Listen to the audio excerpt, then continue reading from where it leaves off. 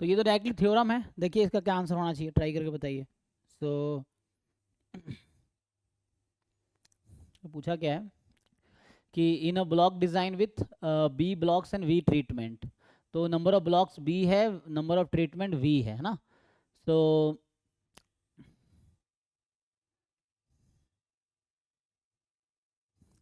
Every treatment pair occurs exactly once in each block, ठीक है ना। तो हर ट्रीटमेंट पेयर जो है occur exactly once in each block, then resulting design will be connected incomplete, not connected complete. इसका definition देखना पड़ेगा है ना।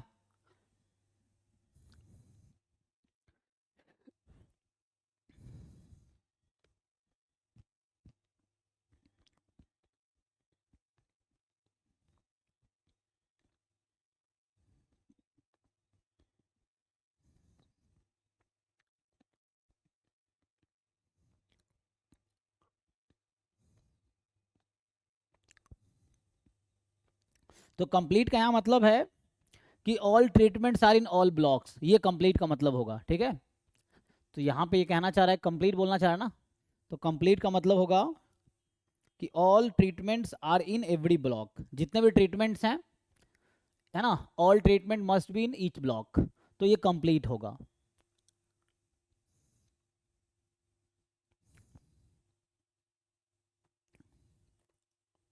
और कनेक्टेड का मतलब क्या है, there is no isolation of treatments, ठीक है। तो कनेक्टेड का मतलब हुआ there is no isolation of treatments. तो इसमें देखो कैसे अरेंज्ड है उसके अकॉर्डिंग डिपेंड करेगा।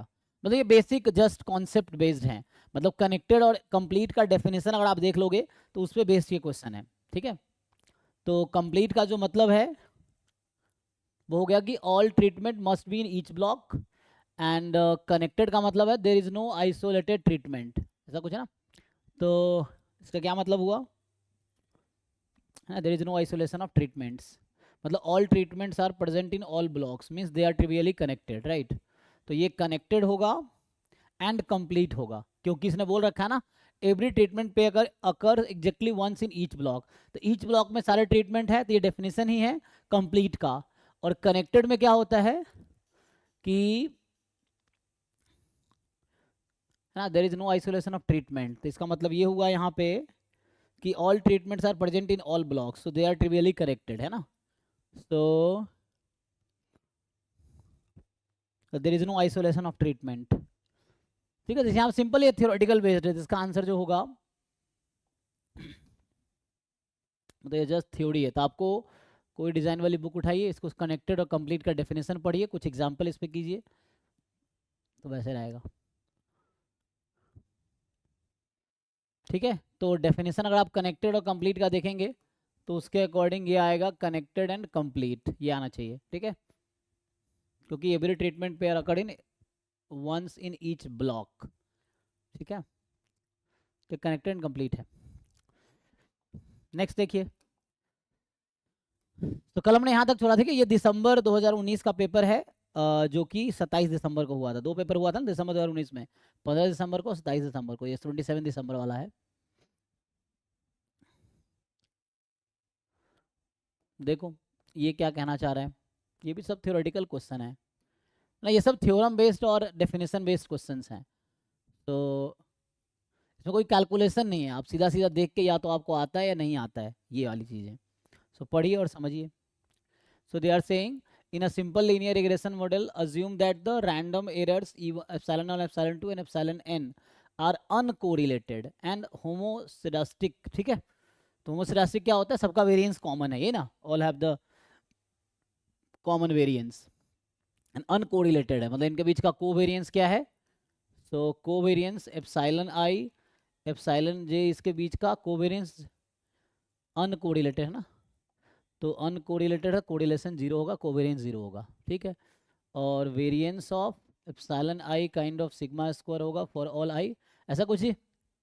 तो ये होमोसेडास्टिक का मतलब है। Then we may conclude that the residuals E1 E2 En are, तो ये भी बेसिक थ्योरी है। बताइए आप लोग डिसाइड करें क्या होना चाहिए, ये जस्ट है ना कॉन्सेप्चुअल क्वेश्चन है।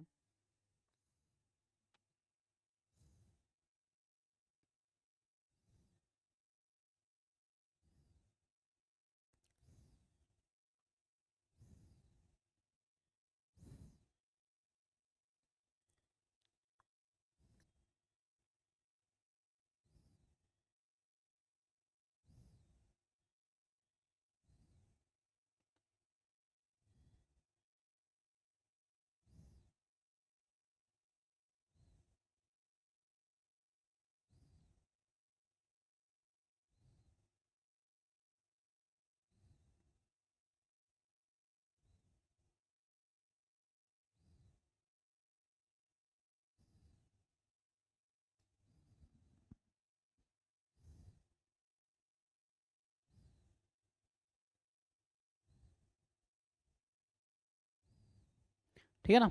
तो ये आई जे यहाँ पे क्या कंडीशन होगा, तो यहाँ पे आई जे पे कंडीशन होगा आई डिफरेंट देन जे, है ना, क्योंकि कोवेरियंस ऑफ एप्सिलॉन आई तो वेरिएंस एप्सिलॉन आई हो जाएगा। तो बताइए ये रेसिडुअल्स के बारे में पूछ रहा है आपसे। तो रेसिडुअल जो ई आई है इसको कैसे डिफाइन करते हैं आप लोग, चेक करके बताओ भाई, तुम लोग कुछ तो पता होगा। रेसिडुअल क्या होता है कि actual value of y i minus estimated y i, यही ना। और ये सिंपल लीनियर रिग्रेशन मॉडल है। तो what can you say about, है ना, रेसिडुअल्स। ये बेसिक थ्योरम है, कुछ तो आइडिया होगा तुम लोग, रिग्रेशन जो लोग पढ़े हो बताओ।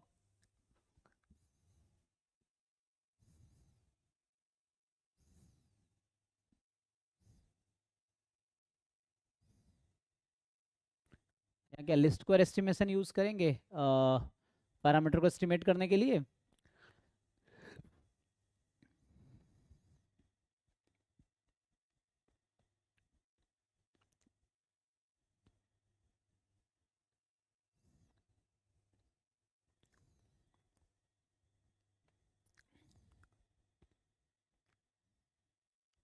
क्या मेनली क्या देखना है आपको कि क्या ईच ई आई का वेरिएंस कॉमन होगा, यहाँ पे ये देखना है ना कि what can you say about covariance between e i and e j, what can you say about this, ये आपको बताना है।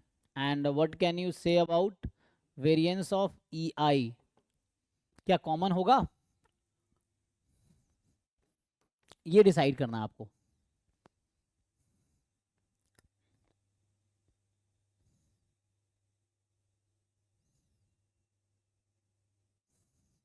तो हमें यहाँ पे सिर्फ एरर के बारे में बता रखा है, तो मुझे लगता है इससे कोई डायरेक्ट रिलेशन तो है नहीं, ऐसा एग्जाम्पल भी मिल जाएगा। इन जनरल आप लोग क्या जानते हो लीनियर रिग्रेशन मॉडल में, ये तो रिजल्ट है ना, क्या जानते हो कि ये क्या हमेशा जीरो होगा या नॉन जीरो भी हो सकता है, ऐसा कुछ रिजल्ट होता था ना कि summation e i's are zero, ऐसा होता है कुछ। तो ये कुछ रिलेशन ऐसा याद आ रहा है। और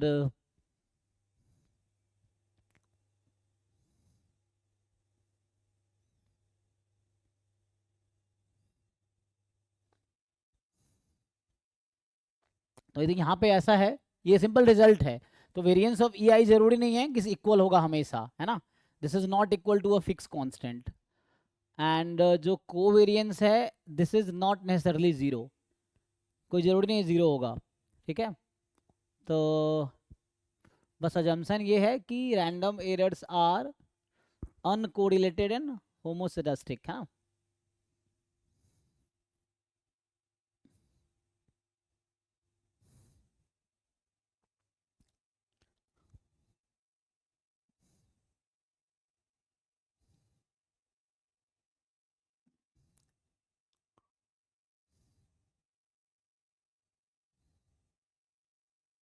कुछ तो डिसाइड करो भाई तुम लोग, कुछ तो ऑप्शन आपको आ रहा होगा।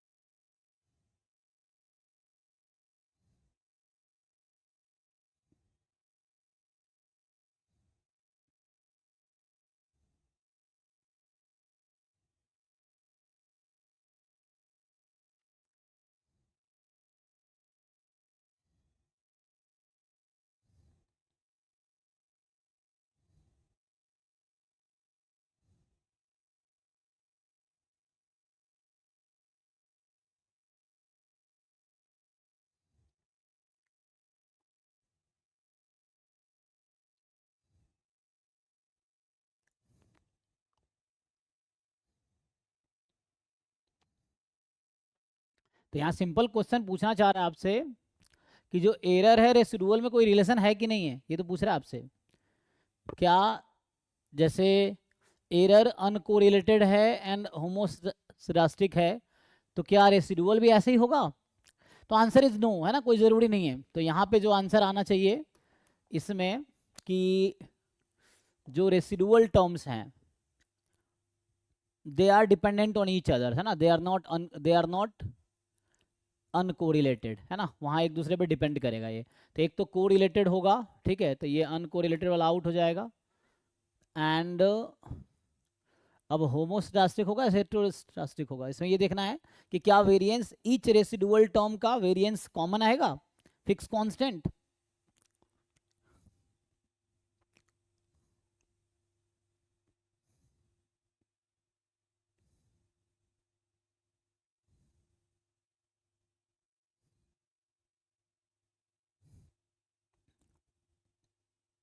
ठीक है ना, आप वेरिएंस ऑफ एरर टर्म निकालोगे, so they are not always a fix constant. मैं ये बोलना चाहता हूँ एक फिक्स कांस्टेंट नहीं आएगा, ठीक है, इस वजह से होमो तो नहीं होगा, हेट्रो हो सकता है, ठीक है।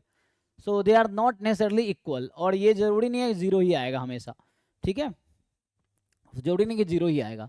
सो for some it may be non zero, ये कहना चाह रहा हूँ, फॉर सम आई जे, ठीक है, and they are not equal for all i, ठीक है। सो इसका ये मतलब सब हर एरर टर्म का वेरिएंस सेम नहीं है। कोई एग्जांपल ले लो एक मॉडल का, तो काउंटर एग्जांपल इसके लिए ढूंढना पड़ेगा, है ना, बट ये जनरल थ्योरी है, थोड़ा थ्योरी पढ़ो तो आपको डिटेल समझ आएगा। तो ये सब डेफिनेशन या थ्योरम बेस्ड क्वेश्चन है, मैं ये कह रहा हूँ।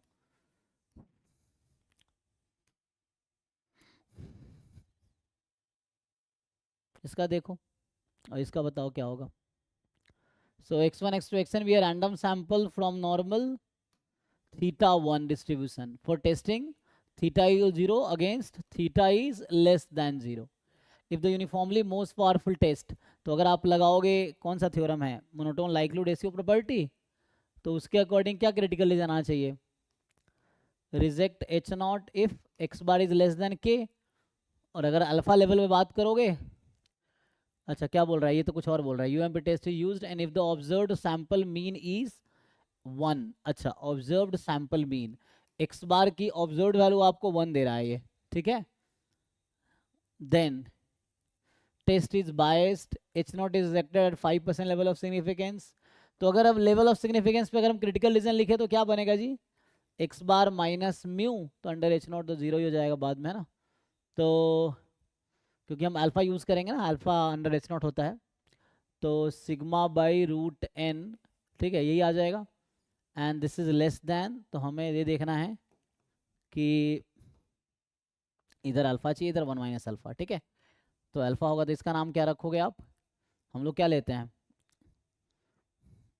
तो यहाँ पे अच्छा एक मिनट, क्योंकि ये तो सिमेट्रिक वाला केस है ना, तो कोई दिक्कत नहीं, हाँ ऐसा तो कोई दिक्कत नहीं है। तो माइनस जेड अल्फ़ा, क्योंकि यहाँ अगर जेड अल्फ़ा लेते हैं तो ये अल्फ़ा रहता है, ठीक है। सो हटाओ, तो यहाँ पे जो है माइनस जेड अल्फ़ा हो जाएगा, so less than minus of Z alpha, check कर लो जी। तो ये साइज अल्फ़ा का टेस्ट है, ठीक है, तो एट लेवल अल्फ़ा बात करोगे तो ये है, the test is biased, H naught is rejected at 5% level of significance, H naught is not rejected at 1% level of significance, p value of the test is less than half, p value of the test is less than half।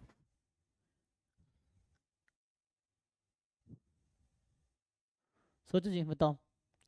तो ये तो testing का question है, ये इतना comfortable होगा। हाँ answer actually इसका जो है, आप अगर थ्योरम देखोगे तो ये होना चाहिए, correlated, they are not necessarily uncorrelated and not necessarily they are homoscedastic, ठीक है। तो ये जस्ट एक बेसिक थ्योरी है, तो इसके अकॉर्डिंग ऑप्शन डी होना चाहिए। आप ऑफिशियल में देख लेना क्या है, फिर डिस्कस कर सकते हैं। और नेक्स्ट ये ट्राई करके देखिए। तो इसका सोचिए थोड़ा क्या हो सकता है। पिछला 2 क्वेश्चन थ्योरेटिकल था, उसमें एक तो डेफिनेशन चाहिए या फिर आपको रिजल्ट याद हो डायरेक्टली, नहीं तो प्रूफ करना पड़ेगा, एक्चुअली ये है। अब ये क्वेश्चन थोड़े से अप्लाई टाइप का है, तो इसको ट्राई करके देखिए कुछ समझ आ रहा है नहीं आ रहा है।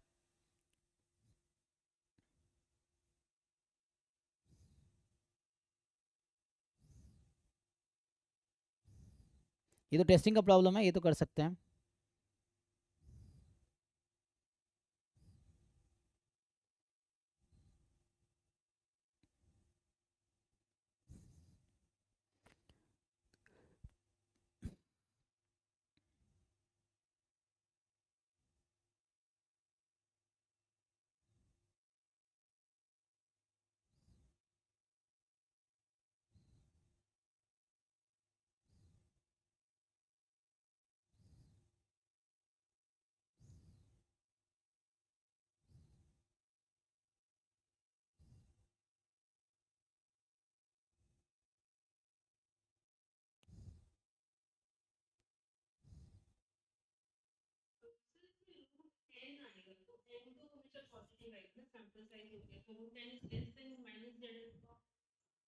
हाँ, और जेड अल्फा पॉजिटिव रहेगा ना? नहीं, एक मिनट एक मिनट, एक्स बार तो कुछ भी हो सकता है ना, एक्स बार इज, हाँ हाँ, ये ऑब्जर्व्ड वैल्यू दे रखा है, तो वही तो पूछ रहा है आपसे कि रिजेक्ट होगा या नहीं होगा, आपसे पूछ रहा है वो। अच्छा, ये हम सही लिखा ना? अगर हम ऐसा लिखे, probability x bar minus mean zero था, सिग्मा बाई रूट एन, ये जेड है, less than equal to minus z alpha, तो ये तो सही है ना? तो हम लोग इसको अगर जेड अल्फा लिखते हैं तो इधर अल्फा है, और माइनस जेड अल्फा सिमेट्रिक है, बीच में जीरो है, तो इधर भी अल्फा हो जाएगा, ठीक है ना? तो ये क्योंकि थीटा लेस देन जीरो है, तो हमारा क्रिटिकल रीजन लेफ्ट साइड में आएगा due to monotone likelihood ratio property, तो ये है, तो ये तो अल्फा आएगा, ये सही है। तो ये साइज ऑफ द टेस्ट हम निकाल रहे थे, ठीक है? अब आपको यही डिसाइड करना है, so this is your critical reason. अब आपको सोचना है इस सिचुएशन में क्या होगा, ये रिजेक्ट कर पाएगा, रिजेक्ट नहीं कर पाएगा, टेस्ट बायस्ड है, तो बायस टेस्ट क्या होता है, अब ये सोचिए। आपको अनबायस्ड टेस्ट का डेफिनेशन पता है आप लोगों को? What is definition of unbiased test? हाँ, तो वो देखना पड़ेगा, है ना? तो हमें ये देखना पड़ेगा कि what is biased test and what is unbiased test. Biased test क्या होता है, अनबायस्ड टेस्ट क्या होता है, तो ये हमें देखना है ना? वो एस्टिमेटर अलग है, टेस्टिंग में अलग है।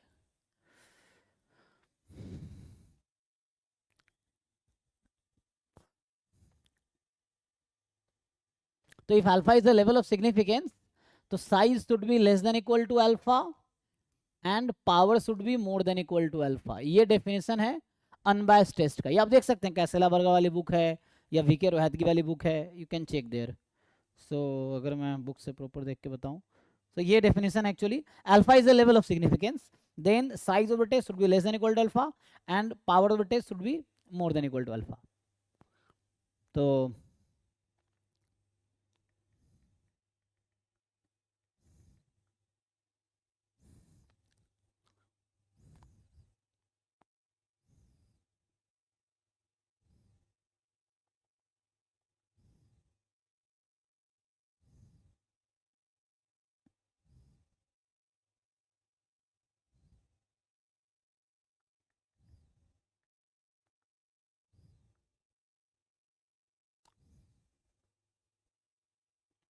ये जो डेफिनेशन कहता है कि a size alpha test is unbiased if and only if power is more than equal to alpha, ठीक है? So it follows that the test phi is unbiased if and only if power function is less than equal to alpha, under h naught less than equal to alpha, under h1 more than equal to alpha, ठीक है ना? So मतलब probability of rejecting h naught under h naught, या given h naught is true less than equal to alpha, probability of rejecting h naught given h1 is true is more than equal to alpha, तो ये definition है। अब देखिए ये satisfy कर रहा है क्या इसको? जैसे एग्जांपल के लिए यहीं पे बोल रहा है टेस्ट इज बायस्ड, लेकिन हमें कुछ बोला नहीं है किस लेवल ऑफ सिग्निफिकेंस पे, तो एंड पी वैल्यू निकालने के लिए तो हमें वो करना पड़ता है, पी वैल्यू क्या होता है, टेस्ट स्टैटिस्टिक्स, तो ये तो आपका जेड है ना? तो probability z less than equal to its observed value. चलो इससे पी वैल्यू पहले चेक करते हैं हम लोग, तो बाकी ऑप्शन बाद में देखेंगे। तो पी वैल्यू होता है test statistics less than equal to its observed value, तो ये पी वैल्यू जो होगी, ये टेस्ट स्टैटिस्टिक्स, हाँ ये है, इसकी ऑब्जर्व्ड वैल्यू निकालते हैं, इसको जेड बोल दिया मैंने। इसकी ऑब्जर्व वैल्यू क्या है, 1 माइनस जीरो अपॉन, अच्छा सिग्मा आपको ऑलरेडी 1 दे रखा है, ठीक है? तो sigma is already 1 into root n, है ना? ये ऑब्जर्व वैल्यू निकाल रहा हूँ टेस्ट स्टैटिस्टिक्स का। तो under H not is true, है ना, when H not is true, तो एच नॉट थीटा 0 था, तो probability z less than root under n। So what do you think, है ना, under H not is true, n तो fix नहीं किया ना यहाँ पे, n तो हमें फिक्स नहीं है, n क्या है, तो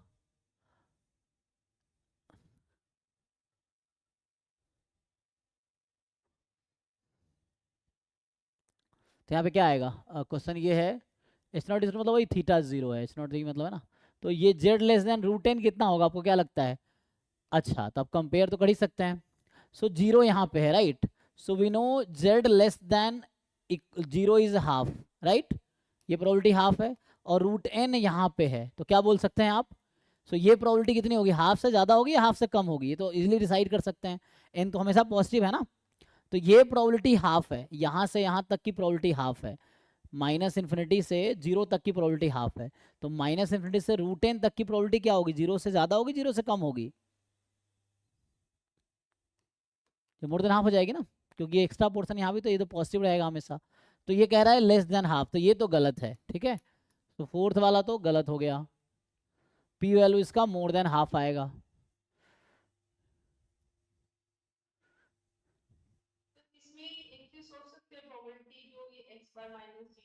हाँ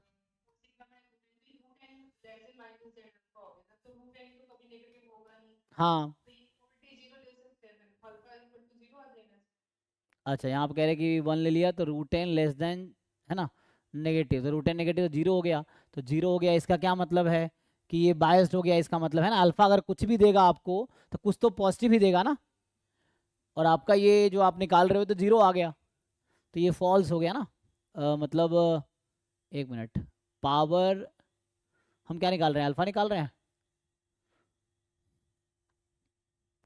वो तो मैं ऐसे भी कर सकता, जब पी वैल्यू दूसरा तरीके से मैं करता था क्या होता, जैसे x bar less than it's observe value 1, तो ये भी पी वैल्यू है, ठीक है, तो इसको अगर मैं वैसे सॉल्व करता, given H not is true, है ना, गिवन एच नॉट इज, इस हिसाब से निकालते तो एक्स बार माइनस 0, क्योंकि मीन 0 है, upon sigma by root n, sigma 1 है, तो 1 बाई रूट एन, तो ये होता है less than 1 minus 0 upon 1 by root, तब यही बनता, so probability z less than equal to या लेस देन रूट एन, ठीक है, तो यही आता, ठीक है, तो ये तो मोर देन हाफ आएगा, ठीक है, तो ये तो क्या है, तो p value of test is less than half, तो ये गलत है। अब कह रहे हैं आप, जो आप कह रहे हैं कि साइज निकालेंगे, तो अगर आप साइज निकालेंगे यहाँ पे, नहीं तो साइज में पुट करने की क्या जरूरत है, साइज तो इससे निकलता है, ऑब्जर्व वैल्यू की जरूरत नहीं है साइज में, ठीक है ना, अच्छा आप कह रहे हैं अगर पुट करेंगे तो क्या, हमें बता रखा है UMP test is used and, तो यूनिफॉर्मली मोस्ट पावरफुल टेस्ट यही है, and observed value of sample mean 1 है, तो 1 चूंकि आपको लग रहा है फिजिबल नहीं है, राइट, तो इसलिए मुझे लगता है तो बायस्ड हो जाएगा टेस्ट, थोड़ा सोचो, नहीं तो फिर रिजेक्ट करने की कोशिश करते हैं, तो रिजेक्शन के लिए हमें फिर क्रिटिकल पॉइंट चाहिए होगा ना ये, तो ये जो 5% वो डेफिनेशन से ही ना, साइज तो जनरली साइज का डेफिनेशन है, ऐसे आप निकालेंगे तो कुछ नहीं, probability of rejecting H not when H not is true, यही तो है,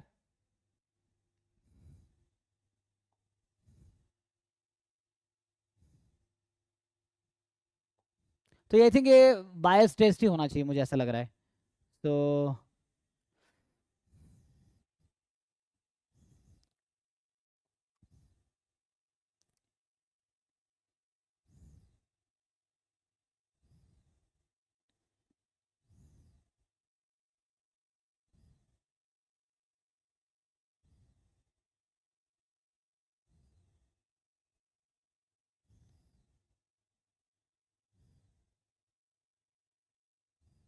अच्छा यूएमपी टेस्ट बायस कैसे होगा ना, क्योंकि यूएमपी तो अनबायस्ड होता है, लेकिन ये एक्स बार बराबर 1 है, ये थोड़े कंट्रोवर्शियल हो गया, तो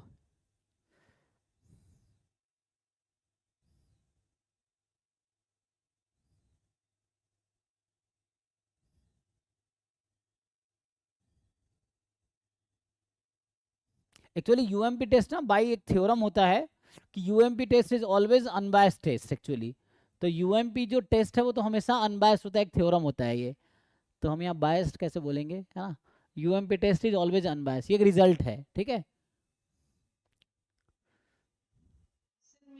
ये था जैसे आपने लिखा था probability x bar minus 0 upon sigma by root n is less than equal to minus z alpha equal to this alpha. ये अल्फा साइज है, लेवल ऑफ सिग्निफिकेंस।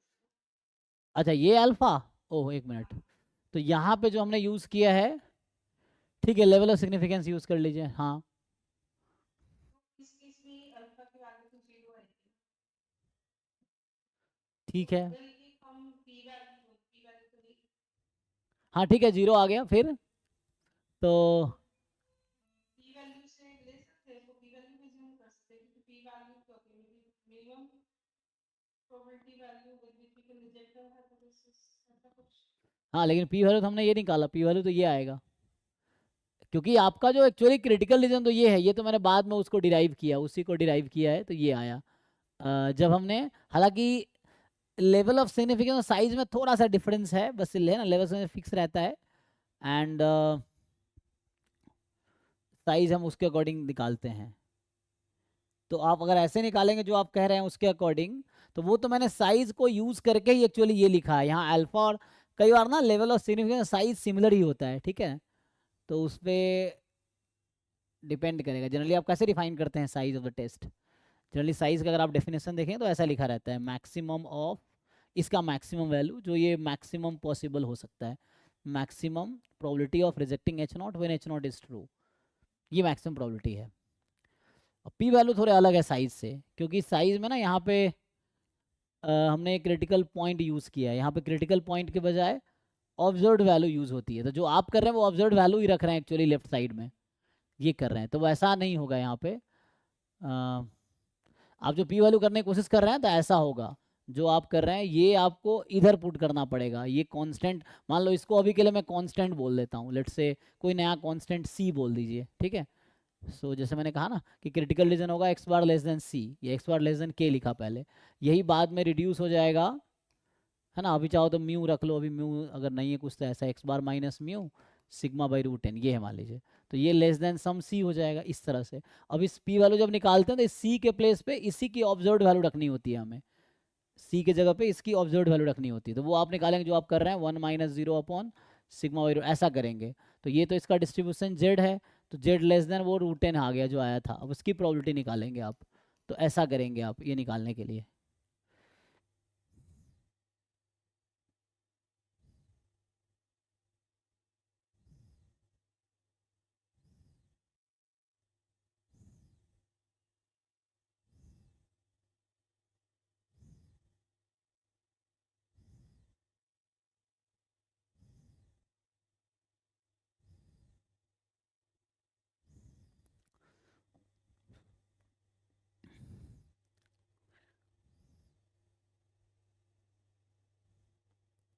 एक मिनट, मैंने गलती कहाँ किया, अच्छा थीटा लेस देन 0 था ना, तो थीटा लेस देन 0 है।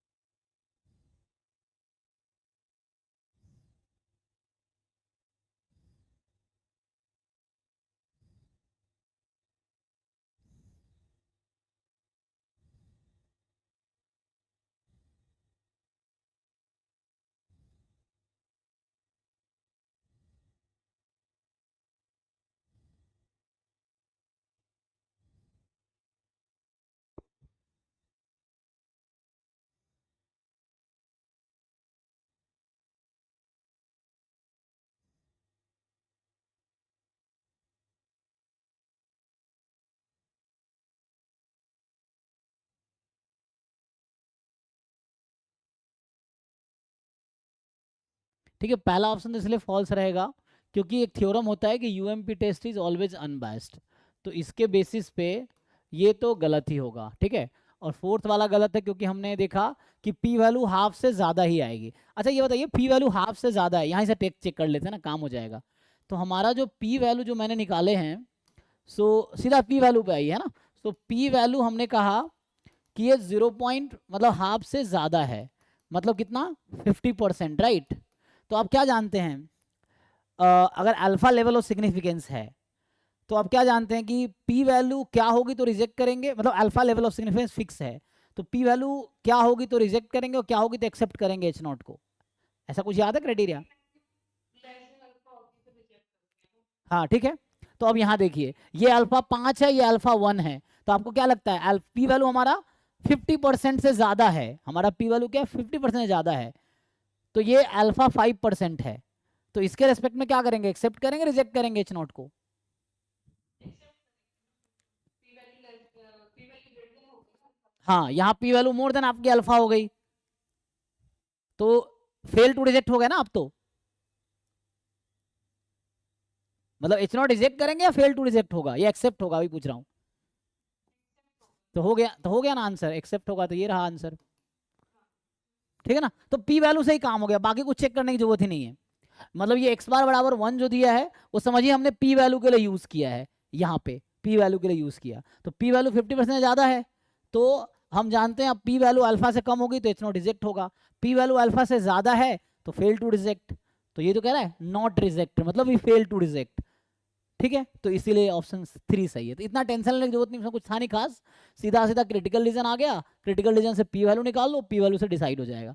यूएमपी टेस्ट हमेशा अनबायस्ड होता है तो पहला ऑप्शन तो हमेशा फॉल्स रहेगा चाहे कोई भी क्वेश्चन हो, UMP test always unbiased theorem है, ठीक है। पी वैल्यू हमने निकाला वो मोर देन हाफ आया तो डी ऐसी गलत हो गया।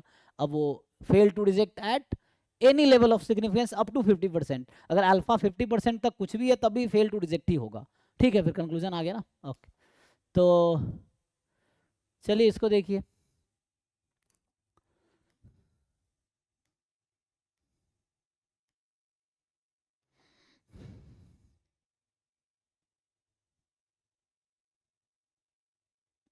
अब ये क्या बोलना चाहे इसको ट्राई कीजिए।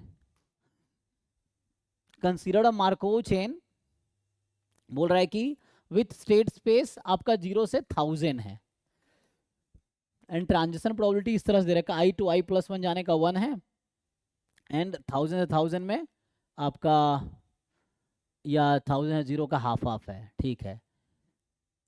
तो आई से आई प्लस 1 किसी भी अगले स्टेप में, लेकिन 1000 के बाद कुछ है नहीं तो खुद पे आने का हाफ है और 1000 से 0 पे जाने का हाफ है। तो पूछ रहा है कि बताइए लिमिटिंग प्रोबेबिलिटी क्या होगी, so what will be the limiting probability, थोड़ा दिमाग लगाइए, है ना। अगर स्टेट स्पेस लिखे हम 0 1 2 डॉट डॉट डॉट मान लो यहाँ 1000 लिख देते हैं, है ना, या 999 फिर यहाँ 1000 लिख दो, ठीक है। तो वैसे तो देख रहे हैं कि आगे बढ़ने की प्रोबेबिलिटी 1 है, 0 से 1 की 1 है, 1 से 2 की 1 है, ये 1 चले जा रहा है डॉट डॉट डॉट, फिर यहाँ आने की 1 है और यहाँ से यहाँ जाने की 1 है, यहाँ तक ओके है। अब 1000 से 1000 पे रहेगा इसकी प्रोबेबिलिटी हाफ है और 1000 से 0 पे आ जाएगा इसकी प्रोबेबिलिटी हाफ है, ओके है यहाँ तक, ये है। ऐसा चेन समझ आ गया, ये सही लिखा मैंने, चेक कर लीजिए। 1000 एक लूप बना, तो लूप में या तो बेटर ऊपर बना देता हूँ, तो यहाँ लूप बना देते हैं, ये प्रोबेबिलिटी हाफ है लूप का और इसको हटा देते हैं इस लूप को, तो और 1000 से, ठीक है ना, तो ये लूप बन रहा है 1000 पे, ये हाफ प्रोबेबिलिटी है और बाकी 1000 से इधर आप आ रहे हैं तो हाफ, ठीक है जी। अब आप डिसाइड कीजिए, तो क्वेश्चन है क्या ये इरिड्यूसिबल है या नहीं है, क्वेश्चन ये है इज इट इरिड्यूसिबल, यस और नो। हर स्टेट पे जा सकते हैं किसी भी स्टेट से हम, तो यस इरिड्यूसिबल तो है, ठीक है। चेक कीजिए, आपको लग रहा है किसी स्टेट से किसी स्टेट में नहीं जाता, all states are communicating, you can move to any state from any state, तो इरिड्यूसिबल है ये, ठीक है। सो ये इरिड्यूसिबल है। पीरियड निकालोगे कितना आएगा, इस स्टेट का पीरियड फाइंड करो,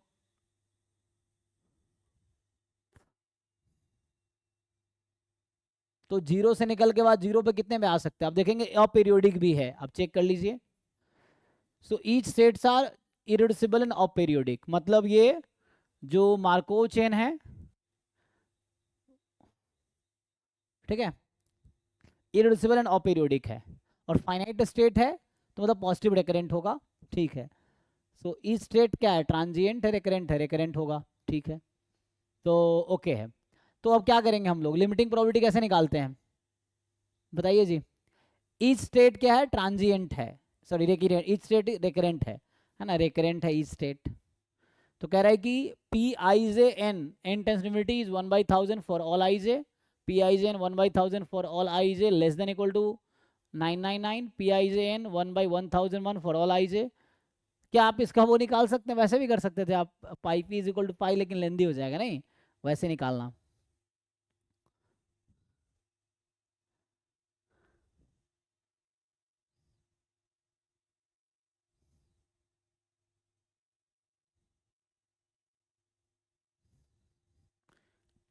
इतना हिंट दिया, आप सोच के बताइए थोड़ा आंसर क्या होना चाहिए।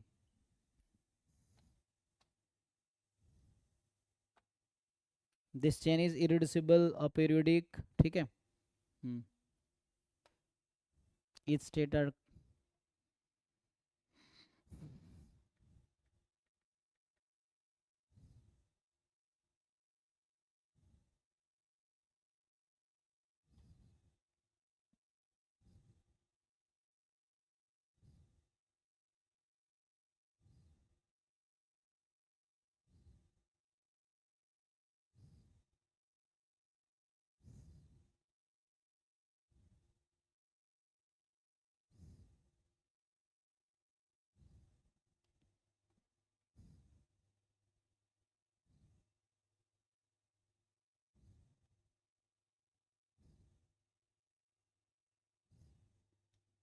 ऐसे एग्जाम में सोचना पड़ेगा ना।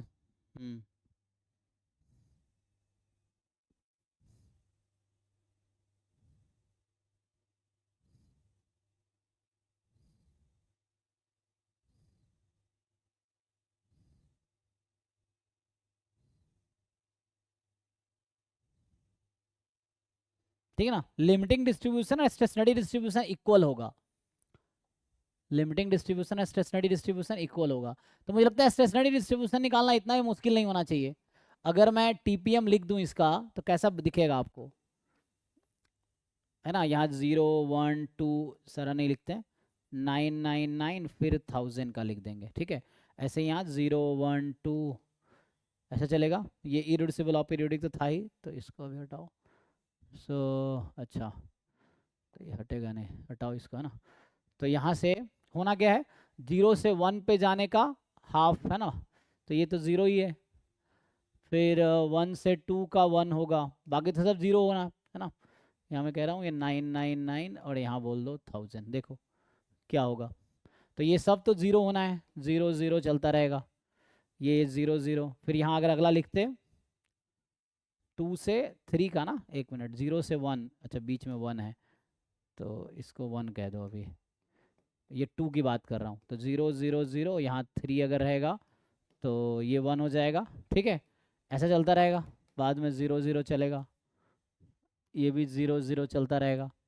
एंड 999 पे आओगे तो ये 0 0 0 0 चल रहा होगा, 0 और यहाँ 1 हो जाएगा, है ना।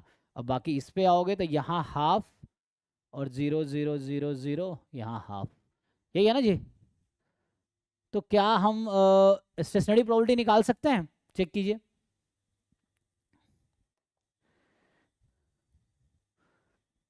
एक तो यहाँ समझ आ रहा है कि अगर हम पाई पी इज इक्वल, पाई जो हमारा होगा क्या होगा, पाई नॉट, पाई 1, पाई 1000 तक, यही ना। तो पाई पी इज इक्वल टू पाई को क्या आप लोग सॉल्व कर पाएंगे। तो ध्यान से देखो, अगर पाई को पी से मल्टीप्लाई करोगे तो यहाँ बस लास्ट वाला टर्म आएगा ना। तो क्या आएगा, मैं लिखता हूँ, इक्वेशन लिखने की कोशिश करता हूँ। तो इसको जब आप मल्टीप्लाई करो वहाँ आएगा, तो बस ये आएगा pi 1000/2 is equal to pi not, ये पहली इक्वेशन आएगी। फिर, है ना, इसको pi p is equal to pi, है ना, पाई पी। तो इसको मल्टीप्लाई करोगे दूसरे कॉलम से, इसको मल्टीप्लाई करोगे दूसरे कॉलम से, तो आएगा पाई नॉट इज इक्वल टू पाई 1, ठीक है, ऐसा आएगा। फिर इसको मल्टीप्लाई करोगे अगले कॉलम से, तो पाई नॉट पाई 1, तो ये आएगा पाई 1 इज इक्वल टू पाई 2, ये चलता रहेगा लूप, आप पैटर्न को समझो। अगला आएगा पाई 2 इज इक्वल टू पाई 3। सो ये कहाँ तक चलेगा, जब आप इसको मल्टीप्लाई करोगे यहाँ तक, इसमें कहीं 1 नहीं है, आई थिंक इसमें एक 1 मिस हुआ है क्या, नहीं नहीं, ठीक है ना, तो ये तो 0 ही हो जाएगा। 1 मिनट, 1000 से हम जा रहे हैं 1000 विथ प्रोबेबिलिटी हाफ, वैसा हो जाएगा। तो इसमें मतलब सारे जीरो है नहीं, और इसके पहले क्या रहा होगा, अगर मैं 998 पे बात करूं तो, नहीं 999 में एक तो 1 होना चाहिए ना, क्योंकि 998 से 1 बढ़ा के आया होगा ना, तो 998 वाला यहाँ 1 आया होगा, ठीक है। अगर 998 लिखता मैं तो ये सब जीरो आता, 0 0 0 0, यहाँ 1 आता ना, क्योंकि ए प्रोबेबिलिटी 1 है 998 से 999 जाने में, तो ये 1 है और यहाँ 1 है यहाँ, ठीक है। ईच रो का सम 1 होता है ना, तो वहाँ 1 आया होगा, ठीक है। चलो बीच में डॉट डॉट डॉट है, जरा ये समझना, तो ये बीच में बहुत कुछ है, ठीक है। तो एनीवे तो आएगा यहाँ पे, जब हम इसको मल्टीप्लाई कर रहे होंगे तो पाई नॉट पाई 1 है ना, तो ये कहाँ पे है, पाई 998, ठीक है। सो पाई 998 बराबर आएगा पाई 999, ये आएगा ना। और लास्ट जो आएगा, जब आप इसको मल्टीप्लाई करना आता है ना, ये मैट्रिक्स मल्टीप्लाई करो पाई मैट्रिक्स को पी से, तो इसको मल्टीप्लाई करो इससे, तो यहाँ 2 टर्म आएगा, नहीं क्या आएगा, इस मैट्रिक्स को आप इस लास्ट कॉलम से मल्टीप्लाई करेंगे तो आएगा pi 999 plus pi 1000/2 is equal to pi 1000। तो इसको सिंप्लीफाई करोगे, फाइनली ये हमारे पास पता कितने इक्वेशन आ गया, 1001 इक्वेशन हो गया ना टोटल, क्योंकि स्टेट तो हमने 1001 है टोटल मेरे पास, यस। अब इसको सॉल्व करो, और एक बाई डिफॉल्ट इक्वेशन जो हमारा होता है पाई नॉट पाई 1 से लेके पाई 1000, ये 1 होता है। तो टोटल हमारे पास टोटल 1002 इक्वेशंस हैं, इसको आपको सॉल्व करने हैं। तो ऐसा कुछ खास है नहीं, इसको अगर हम सिंप्लीफाई करें तो क्या आएगा, ये इधर चला जाएगा तो हाफ हो जाएगा, तो इसको सिंप्लीफाई कर देता हूँ, ठीक है। तो इसको मैं सिंप्लीफाई करूँगा तो ये उधर चला जाएगा, तो अपॉन 2 ही हो जाएगा, समझ रहे हो। तो इसको हटा देता हूँ, ये कहने को यहाँ पे इक्वल ही आ जाएगा, ये आ गया। अब देखो ठीक से, तो यहाँ पाई नॉट था पाई 1000/2, यहाँ पाई 999 है पाई 1000/2, ठीक है। अब बाकी जो है सब इक्वल है, पाई नॉट पाई 1 सब इक्वल है। तो क्या लगता है, सम करके बताओ, वैल्यू निकाल लोगे, दूसरा इक्वेशन तीसरा इक्वेशन है ना, फोर्थ इक्वेशन, तो ये आएगा 1000 इक्वेशन, ये 1001 इक्वेशन, और ये है 1002 इक्वेशन, देर आर है ना 1002 इक्वेशंस। अब इसको ठीक से सॉल्व करके बताओ वैल्यू, इतना ही मुश्किल नहीं है, ठीक है ना। यहाँ से यहाँ तक सब इक्वल ही है, पाई नॉट से लेके पाई 99 तक सब इक्वल है। प्रॉब्लम कहाँ है, पाई नॉट और पाई 1000 है, बाकी कोई दिक्कत नहीं है। तो अभी के लिए पाई नॉट के टर्म में ले आओ सबको, तो पाई नॉट से पाई 99 तक सब तो इक्वल ही है ना जी। तो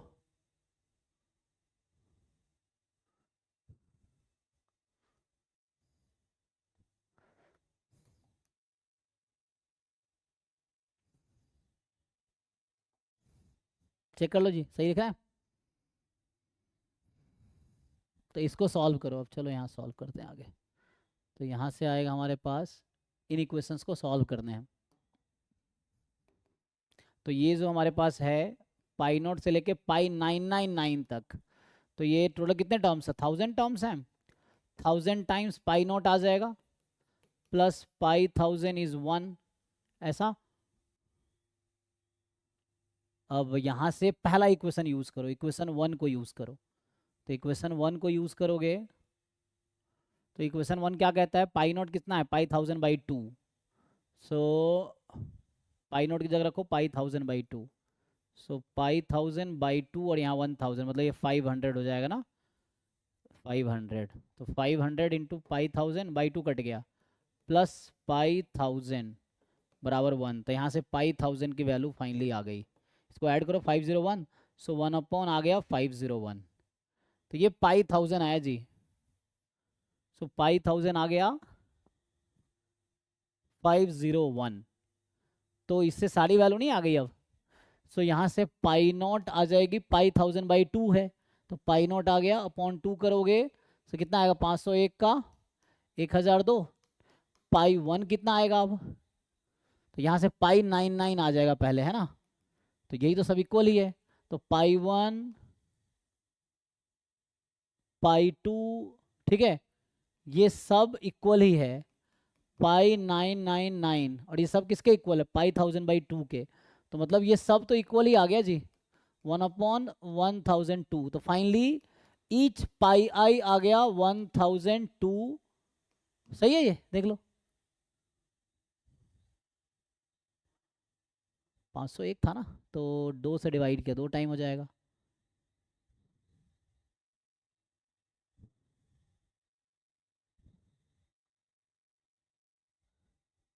पाई 1000 खाली अलग होगा, राइट। हाँ, पाई 1000 अलग होगा, बाकी सब इक्वल है। देखो ये pi I is 1002 for all I between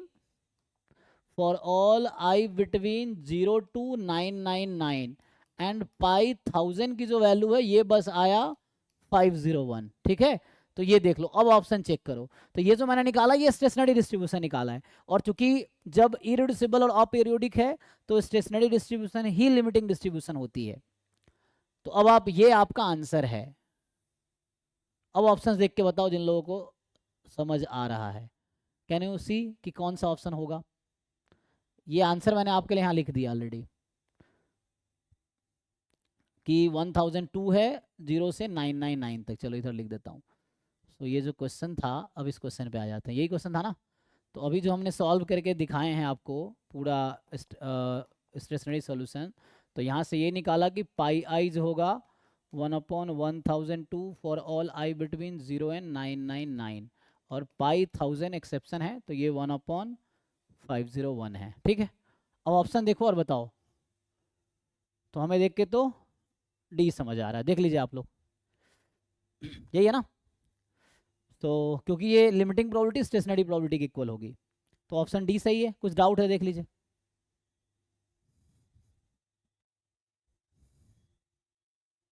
तो हमने पूरा स्टेशनरी प्रोबेबिलिटी निकाला एक्चुअली हमने, ठीक है, ये पूरा कैलकुलेशन था। तो ऑप्शन डी इज करेक्ट।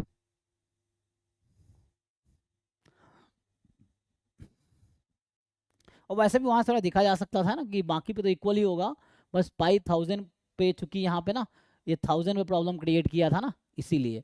तो ऑप्शन देख के भी थोड़ा बहुत आइडिया लग रहा है कि है ना इक्वल आएगा, लेकिन बस हमने एक चेक करके मतलब प्रूव करके दिखा दिया हमने आपको।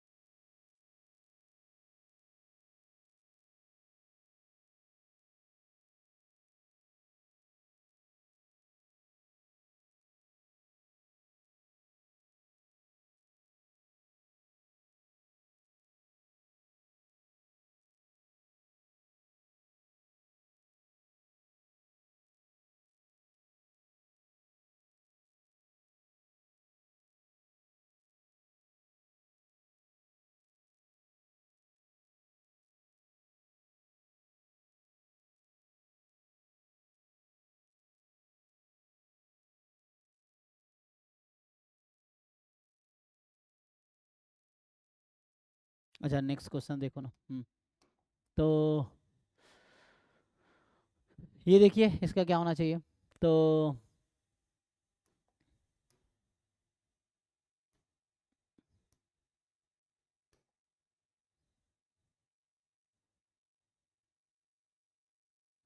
इसको ट्राई कीजिए। 40 तक है ना, इसमें 40 तक कर लेंगे, आज कंप्लीट हो जाएगा ये। तो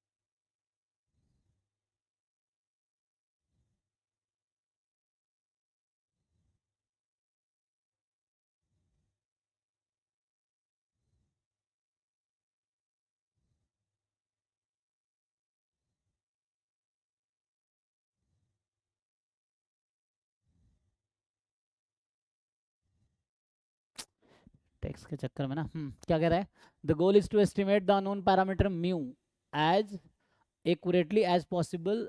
You are offered a choice between two data sets. Assume n more than equal to 2. So x1 x2 xn are IID normal mu 1 and y1 y2 yn are normal mean mu 2 mu and 2. अच्छा, तो यहाँ कहना चाह रहा है कि xi जो है नॉर्मल म्यू 1 है, और यहाँ बोलना चाह रहा है yi जो है नॉर्मल 2 म्यू कॉमा 2 है। अच्छा, तो मतलब यहाँ पर क्या हो गया, वाई आई बाई 2 क्या हो जाएगा, नॉर्मल म्यू कॉमा कितना आएगा जी, सो वेरिएंस निकालेंगे, वेरिएंस वाई आई अपॉन 4 हो जाएगा। अच्छा, तो 2/4 तो 1/2 आ जाएगा ये। ओके, तो पूछना क्या चाह रहा है, data A is preferable, B is preferable, both sets are equally good, which data set is preferable depends on value of n. बताइए, तो आपके पास दो डेटा सेट है और बोल रहा है मुझे एस्टिमेट करना है म्यू को एक्यूरेटली, तो क्या लगता है क्या सबसे सही तरीका होगा,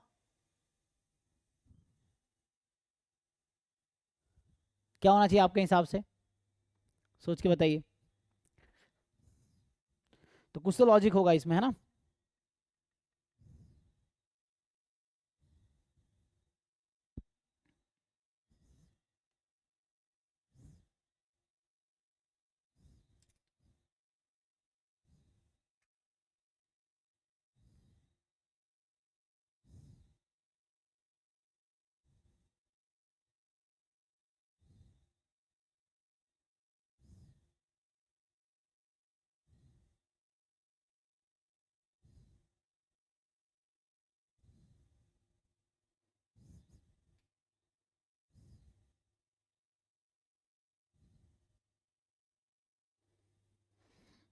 कोई व्यू है आप लोगों का कि क्या होना चाहिए।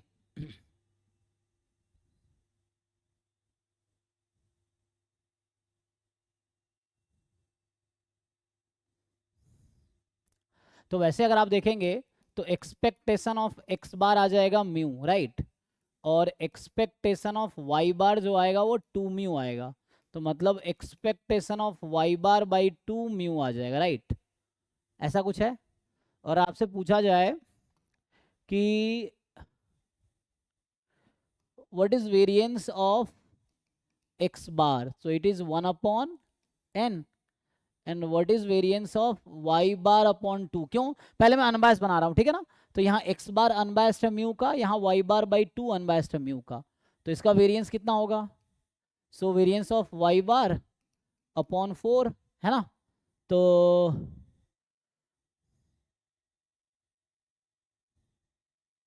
तो यहाँ से आएगा वाई बार का वेरिएंस कितना होगा जी, सिग्मा स्क्वायर बाई एन, तो 2/4n मतलब 2/n हो जाएगा, राइट, सॉरी 1/2n ना, 1/2n, सो 1/n और 1/2n, what do you think which one is smaller? देखिए इतना हिंट है, अब आप डिसाइड कीजिए।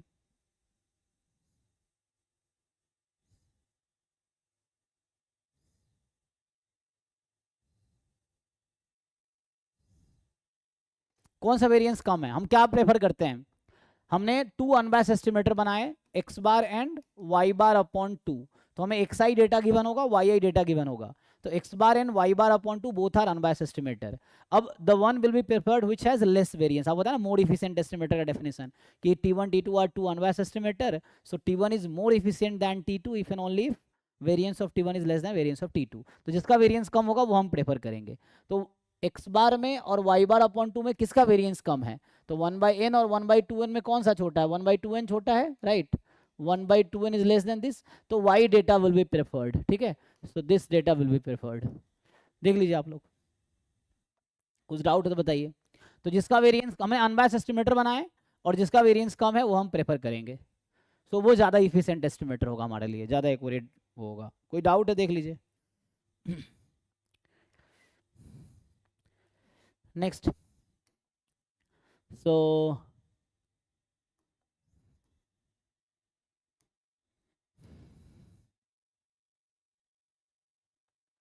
$37 कह रहा है कि x1 x2 xn be the IID uniform 0 theta, ठीक है, तो एक्स आई यूनिफॉर्म 0 थीटा है, तो एक्स आई अपॉन थीटा क्या होगा जी, यूनिफॉर्म 0 1, यहाँ तक ठीक है।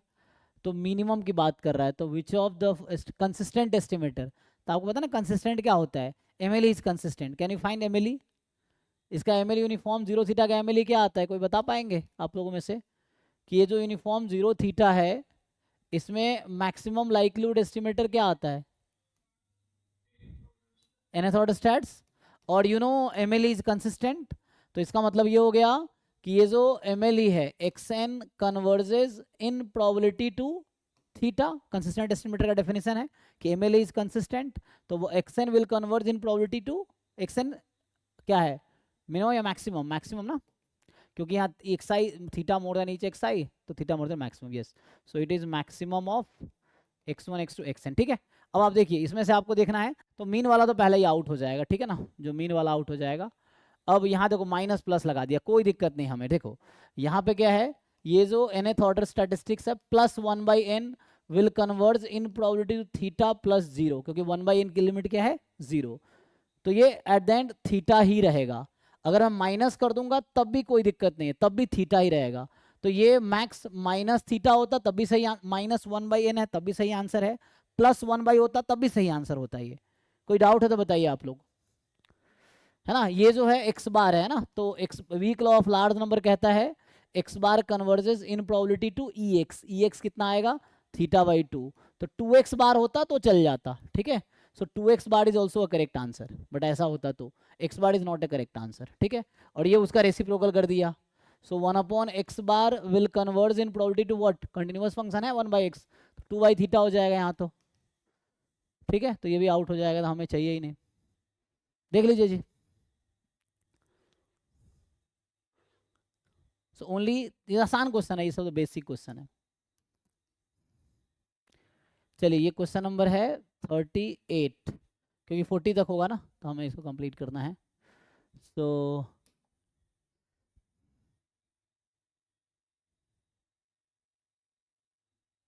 देखिए, सो ये कहना चाह रहा है कि x is a Poisson random variable with parameter 20, अच्छा, तो x is Poisson 20 and y given x is binomial, ये भी डायरेक्ट थ्योरम है, अगर आपको थ्योरम जिन लोगों को याद हो, this is direct theorem, binomial k comma half, ठीक, एंड आपको कह रहा है कि y बराबर 0 गिवन x बराबर 0 1 है, ओके, देन द डिस्ट्रीब्यूशन, ये डायरेक्ट थ्योरम है, इसमें मैं सीधा सीधा थ्योरम बता देता हूँ। तो ये थ्योरम कहता है कि ये बाइनोमियल, अगर पॉइसन लैम्बडा है y given x binomial k comma p है, तो थ्योरम कहता है, किसी को याद है, कोई बता पाएंगे? ये स्ट्रेट फॉरवर्ड एक थ्योरम है डिस्ट्रीब्यूशन में। x is Poisson lambda, y given x बराबर k is binomial k comma p, then what is distribution of y? So ये होता है, ये सिंपल थ्योरम है, पॉइसन लैम्डा कॉमा p। ठीक है, आप फिट कर लो अपने क्वेश्चन में। तो आपके क्वेश्चन में लैम्डा 20 था, p आपका हाफ है, तो लैम्डा इंटू p आपका 10 हो गया, तो आंसर पॉइसन 10 हो गया। ठीक है, इसमें कुछ खास है नहीं, ये सीधा सीधा थ्योरी है। जिन लोगों को अगर देखना हो तो ये वीके रोहतगी वाली बुक उठाओ, है ना, वो है ना VK Rohatgi and AKMD Saleh वाली, introduction to probability in statistics, उसमें स्ट्रेट फॉरवर्ड ये थ्योरम लिखा हुआ है ना। सो वही थ्योरम बेस्ड क्वेश्चन है, थ्योरम याद होना चाहिए। थ्योरम याद है सीधा हो जाएगा, नहीं याद है तो आपको याद करना पड़ेगा, नहीं तो छोड़ना पड़ेगा। प्रूफ करो इसको बैठ के, ये भी ऑप्शन है, यू कैन प्रूव दिस। जैसे थ्योरम का प्रूफ होता है उसी तरीके से आपको प्रूफ करना पड़ेगा इसको, बिकॉज यू डोंट नो। जो जानते हैं उसे जैसे टिक कर लेंगे, इस तरह से है। बाकी जिनको इसका रेफरेंस चाहिए, यू कैन गो एंड सी, ये चैप्टर नंबर है, सीधा सीधा थ्योरम है। ठीक है, तो ये डिस्ट्रीब्यूशन में सम कॉन्टिन्यूअस डिस्ट्रीब्यूशन है, चैप्टर 5 है I think, some continuous distribution नाम से चैप्टर होगा, मतलब सम स्पेशल डिस्ट्रीब्यूशंस।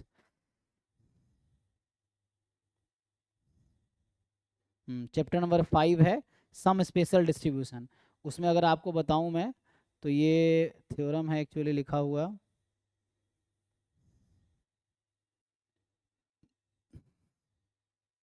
क्या क्या आ रहा, बाइनोमियल पॉइजन ना, ये पॉइजन वाले में होगा।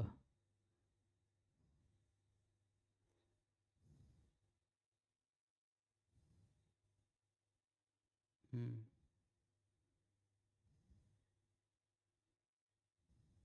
ठीक है, तो ये अगर देखना हो तो इसका रेफरेंस है, पेज नंबर है आपका 188, पेज नंबर 188, बुक है वीके रोहतगी, ठीक है, एंड सलाह वाली बुक है।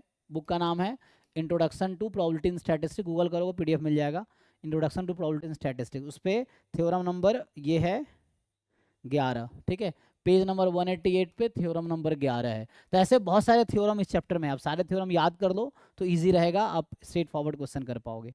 ठीक है, नेक्स्ट देखिए चैप्टर 5 में। ठीक है, chapter 5 page 188, theorem number 11, V K Rohatgi and Saleh वाली बुक। बुक का title introduction to probability in statistics. और भी बुक में होगा, इस बुक में मुझे याद था तो मैंने बता दिया। ये देखिए, और उसका प्रूफ भी है, तो you can see proof, you can write. देखिए ये कह रहा है कि from a population of n, capital N, which is n time k units, a sample of size n is drawn using linear systematic sampling scheme. ठीक है, तो population size है small n time k, and sample size small n draw कर रहे हैं। Then the inclusion probability of ith unit for i बराबर 1 2 3 up to n is, ये भी बेसिक थ्योरम बेस्ड है, अगर आपको याद है इसका मीनिंग तो। देखिए बताइए क्या आंसर होना चाहिए।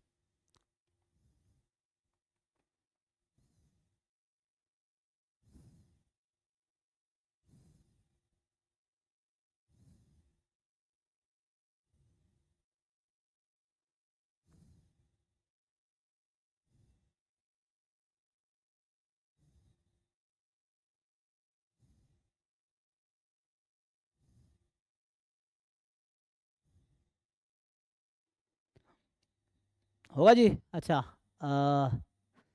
बुक समझ आ गया ना आप लोगों को? बुक है introduction to probability in stat, लिख लिया ना आपने जी? जी नहीं, हाँ, बुक है introduction to probability and statistics, book का टाइटल है, ऑथर है वीके रोहतगी एंड सलेह। ठीक है, चैप्टर 5 पेज 188, थ्योरम 11। और ऐसे बहुत सारे थ्योरम इस चैप्टर में पूरे बुक में हैं, तो आप जाओ एक एक थ्योरम याद रखोगे तो बेटर रहेगा, यू कैन राइट प्रूफ। ठीक है, सो ये देखिए, अच्छा ये तो आपको समझ आ गया, थर्ड ऑप्शन ना, सी। ओके, देखिए जी, तो टोटल पॉपुलेशन साइज n है और लीनियर सिस्टमेटिक सैम्पलिंग यूज कर रहे हैं आप।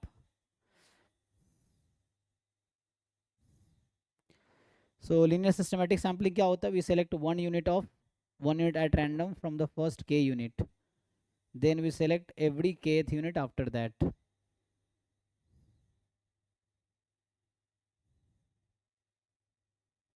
ये सिंपल रिजल्ट है, मैं फिर कह रहा हूँ ना, इंक्लूजन प्रोबेबिलिटी आपको पता होगा क्या होता है, लीनियर सिस्टमेटिक सैम्पलिंग स्कीम में फॉर्मूला क्या होता है, तो उससे सीधा सीधा आ जाएगा।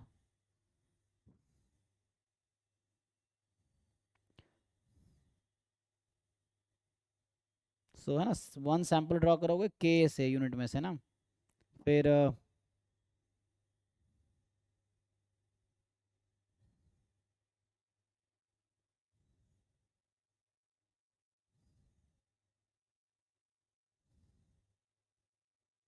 so each unit will appear exactly once of the k possible samples with equal probability, 10 probabilities 1 by, मतलब डायरेक्ट रिजल्ट है ये, ठीक है। So this is straight forward result. आप इसके लिए पढ़ना पड़ेगा बस आपको कि what is linear systematic sampling, ये स्कीम क्या होता है, उसमें ड्रॉ कैसे करते हैं, इसका आंसर सिंपल। तो ये सिंपल है ना, डेफिनेशन आपको क्लियर है उसका, तो उसके through you can directly find the probability. तो स्कीम समझना है जस्ट आपको। एंड द लास्ट क्वेश्चन अभी के लिए ये होगा 40 नंबर, ठीक है, 40 तक ही होते हैं ना, तो ये 39 था, यही 40 है ना जी। फिर 40, फिर पार्ट सी स्टार्ट हो गया, ठीक है। तो ये अभी के लिए लास्ट क्वेश्चन होगा ये।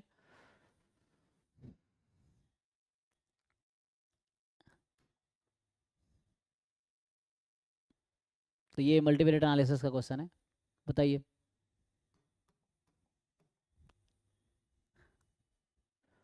ये कह रहा है suppose B is a matrix, ठीक है, तो ये पी क्रॉस पी का मैट्रिक्स होगा है ना, विसाल्ट के कॉमा सिग्मा, जहाँ P7 है और K12 है। अच्छा बता दिया है आपको, तो P7 है और K12 है। तो सिग्मा मैट्रिक्स है, पॉजिटिव डेफिनेट मैट्रिक्स है ना, वेरिएंस कोवेरिएंस मैट्रिक्स। तो which of the then the distribution of double summation B I J upon double summation sigma I J, I from 1 to P, J from 1 to P, बताइए। तो मल्टीवेट analysis जिनको आता है वो easily बता देंगे, try करके देखो। तो ये सॉल्व करने वाला है ना।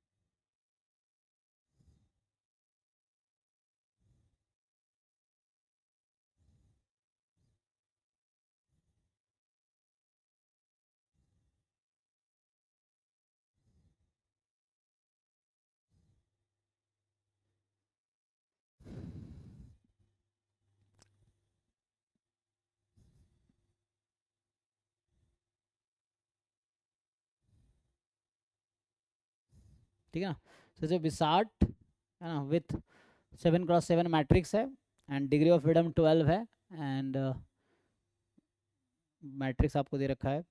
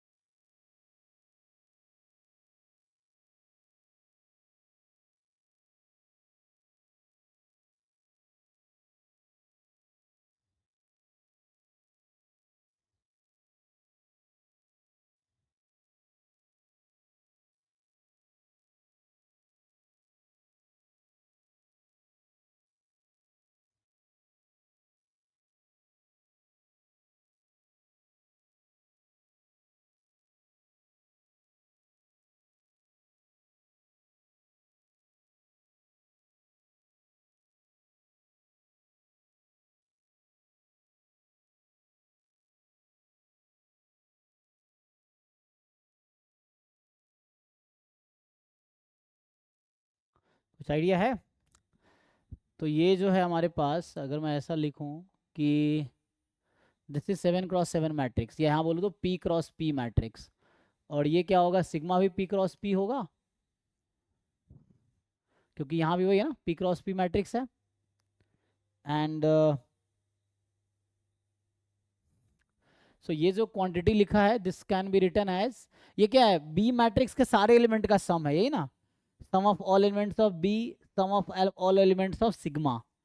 तो इसको कैसे लिखते हैं आपको, 1T B1 और ये 1T सिग्मा 1, ऐसा लिख सकते हैं, जहाँ 1 है ना हमारा मतलब है वेक्टर 1 1 1 1 से, जो कि P×1 का है, ठीक है ना, यही मतलब होगा। तो P×1 है, तो ये 1×P, फिर P×P, फिर P×1, तो 1×1 आ जाएगा, ठीक है ना। अब ये तो थ्योरम डायरेक्टली आप जानते होंगे क्या होता है, बताइए, तो इतना हिंट दे दिया।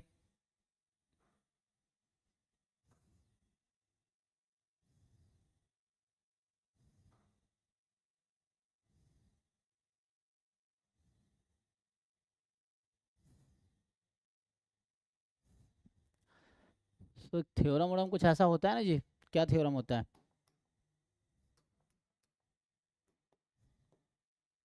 कि मान लीजिए ए कोई वेक्टर है, तो A B A, इसका डिस्ट्रीब्यूशन याद है क्या होता है,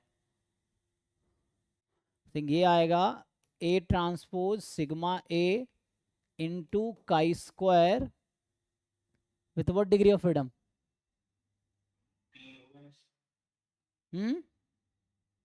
P या K, P यहाँ पे डायमेंशन है और K यहाँ पे आपका डिग्री ऑफ फ्रीडम था ना।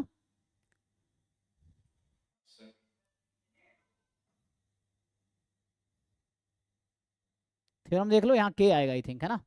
तो अगर K करेंगे तो हमारे पास तो A1 है, तो इसके अकॉर्डिंग अगर इसी थ्योरम को हम फिट करें तो क्या आ जाएगा, 1T B1 is 1T sigma 1 into chi² K क्या है हमारा, K इज 12, तो है ना K 12 या 7 है, दोनों ऑप्शन है यहाँ पे, नहीं तो डिपेंड हो जाएगा P और K से। तो इसको अगर डिनोमिनेटर में बुला लोगे तो 1T B1 upon 1T sigma 1, ये थ्योरम बेस्ड क्वेश्चन है अगेन, तो chi² 12 आना चाहिए, पर आंसर की देख लो, तो इस तरह से कुछ।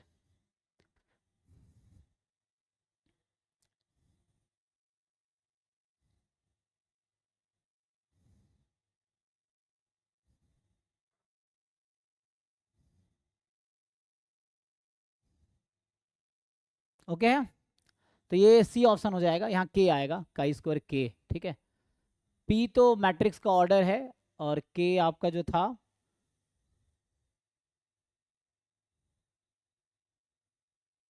ठीक है ना, K was degree of freedom, तो डायमेंशन ऑफ मैट्रिक्स 7 था एंड डिग्री ऑफ फ्रीडम आपका 12 था, तो यहाँ डिग्री ऑफ फ्रीडम आएगा, ठीक है। ठीक है जी, तो ये हो गया। तो अभी हमने क्या डिस्कस किया, खत्म हो गया ना पेपर। तो अभी हमने कल और आज आई थिंक लास्ट के 3 क्लास में, तो लास्ट के 3 क्लासेस में हमने दिसंबर 2019 का पेपर डिस्कस किया है। इसमें 2 पेपर था, एक 15 दिसंबर को हुआ था 2019 वाला, और एक 27 दिसंबर 2019 को, दोनों हमने डिस्कस किया है लास्ट के, है ना 3 क्लासेस में, लास्ट के 3 क्लास में हमने सॉल्व किया है।